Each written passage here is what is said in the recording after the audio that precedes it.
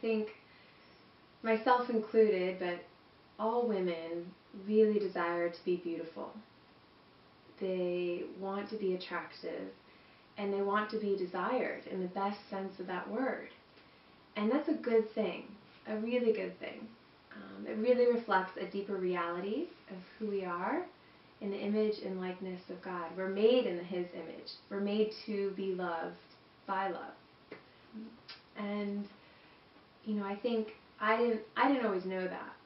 I had a really kind of backward sense of my own identity, my own worth, of who I am and who I am as a woman, and my idea of beauty. It was a backwards equation where I thought, getting attention from men meant that I was attractive. And if I was attractive, then I was beautiful. And if I was beautiful, then I was worthwhile. I was worth fighting for. And I think so many times we get that mixed up. Well, really, if you think about it, it's when we know that we are worthwhile, we know who we are and our dignity, that naturally attracts people to us. And it attracts people to our goodness. And that in and of itself is beautiful. So we kind of, I think, can get ourselves caught in this backwards equation, I think, of what it means to be beautiful and what it means to be worthy. Modesty, which is a word I think is hilarious. Most people cringe and think of burlap sacks and just completely devoid of anything beautiful. It really is actually quite powerful. It sets, modesty sets the stage for authentic love to flourish. It's the guardian of chastity. And modesty invites. It invites others to notice all of you and to see your goodness, and it invites you to see yourself differently, to see yourself as worthwhile. A lot of the talk around modesty is always in relationship to how it affects men. It's always about, we have to protect the gaze of men and not lead them into sin. Or it's always about kind of our responsibility for men. And yes, that's very much true. That's a very important part. But I know when we talk about it with women, they feel this sense of, it's not, why is it up to us? It's up to the men. They should be better. Why is it up to us to dress in a certain way to help them?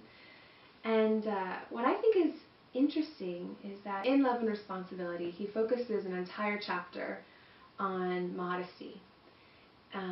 And there's a line, just one line in that chapter that most people don't really talk about and kind of glaze over, but it's so vital and so important. He says, first and foremost, modesty is good for the woman herself. Regardless of men, it is good for the woman herself, and something very positive. He uses those words. And I think, this kind of feeling of that women feel affronted and feel they bitter and reject this idea that it's up to them to help men. But I think if they think about the fact that it's actually good for them because it allows themselves to see their own beauty, how worthwhile they are and how precious they are. And it's not about covering up. Absolutely not. And it's not about denying our sexual attractiveness. It's affirming that we are more than just sexually attractive.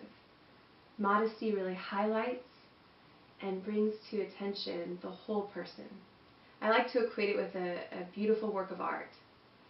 True artwork, if you look at a masterpiece, a painting, it draws the eye across the entire canvas, and you take in the art in its fullness. That's exactly what we want our clothes to do. We want it to draw the eye across the whole person, and not just on one body part, or not just on one part of ourselves that can really objectify. We lose the whole person.